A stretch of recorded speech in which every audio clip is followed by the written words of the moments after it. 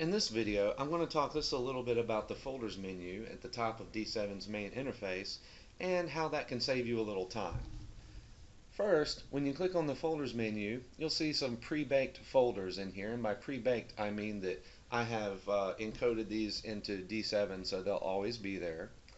We have the user profile directory, which if you click on that, it will take you directly to the current user profile directory. Other folders include program files x86, which won't be there on a 64-bit system. It will be grayed out. We have the Windows folder and a support directory. We also have the D7.2 directory. Interesting thing actually of note with the support directory, if it doesn't exist on the Windows partition, it will be created if you use this option. So if you do use /support to store a lot of items and you don't automatically have that created with D7.2 for other things, then you can just click on it here and it will automatically be created, and then you can drop whatever files in there you need.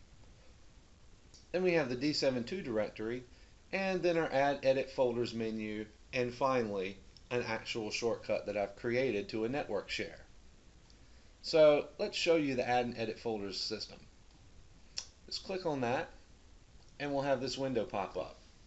And in the new window, you'll see the existing folder that I have in here, which is network location, and an Add button. So let's go ahead and click that. And it will say click OK to browse for an existing directory or cancel to type one in manually. I'm lazy, so I'll click OK. We'll go to Computer, let's see, C drive, Windows.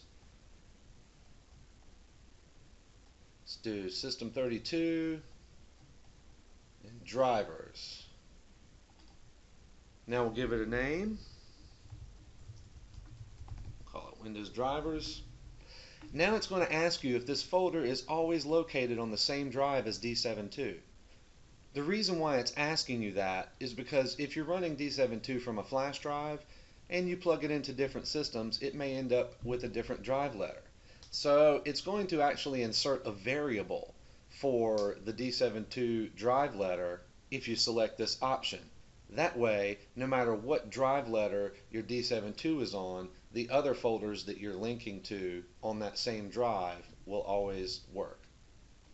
So we'll go ahead and click on No, because this is on the Windows partition.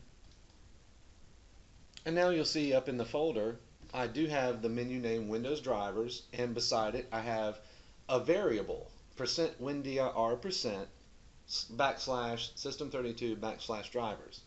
The variable windir is in there essentially to ensure that no matter what drive or Windows directory your copy of Windows is installed to, it will always open the same one. For example, Windows isn't always in :/Windows on some systems, depending on how it was installed or upgraded. So in that particular case, this variable will ensure that you get to the proper folder.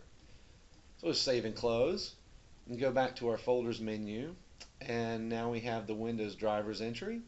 Just click that and you can see it opens up the Windows Drivers folder. I hope this video has been helpful. Thanks for watching.